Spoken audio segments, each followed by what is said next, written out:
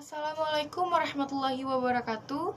Perkenalkan, nama saya Sarmila Novianti, NPM 1951020205 dari kelas F Perbankan Syariah semester 4. Baiklah, di sini saya akan menjawab pertanyaan dari soal ujian tengah semester mata kuliah Pasar Modal Syariah. Baiklah, berikut adalah soal dan jawabannya. Soal yang pertama adalah jelaskan tentang pasar modal syariah dan instrumen yang ada di dalamnya, sertakan perbedaan dengan pasar modal konvensional.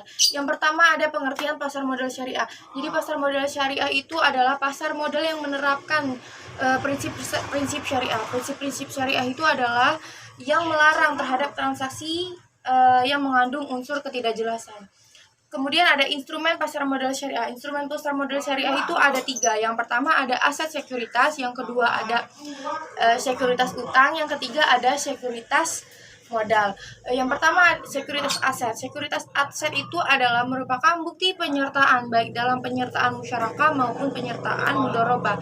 Yang kedua ada sekuritas utang. Sekuritas utang adalah surat penerbitan yang timbul atas transaksi jual beli atau merupakan sumber pendanaan bagi perusahaan. Yang ketiga ada sekuritas modal. Nah, sekuritas modal ini merupakan sekuritas emisi surat berharga oleh perusahaan emiten yang telah terdaftar di dalam pasar modal syariah.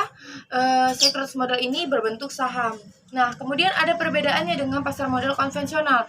Yang pertama perbedaannya adalah terlihat dari kegiatannya. Pasar modal syariah itu kegiatannya tidak berdasarkan dengan prinsip-prinsip syariah, sedangkan pasar modal syariah kegiatannya itu harus tunduk dan patuh terhadap instrumen dan mekanisme yang berlaku di dalam kegiatan pasar modal dan tidak lepas dari kegiatan ekonomi syariah.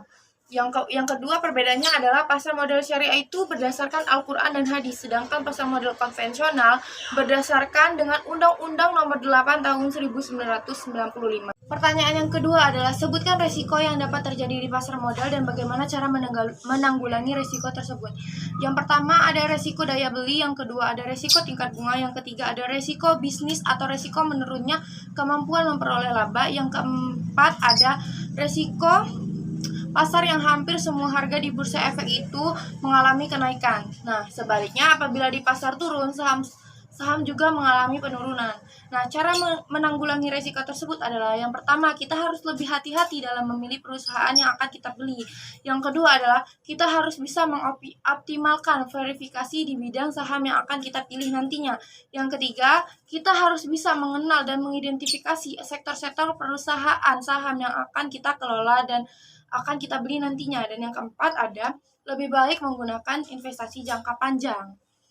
Soal yang ketiga adalah bagaimana syarat menjadi seorang investor di saham syariah. Nah, syarat menjadi seorang investor di saham syariah itu ada 5. Yang pertama, kita harus bisa memilih perusahaan efek yang mempunyai syariah online trading system. Yang kedua adalah kita harus membuka rekening efek syariah. Yang ketiga adalah kita harus memastikan bahwasannya kita tuh sudah terkonfirmasi atau belum sebagai investor. Dan yang keempat adalah kita harus mentransfer modal awal investasi install di SOTS. Nah, yang kelima kita harus mengenali saham apa yang akan kita tanam di dalamnya.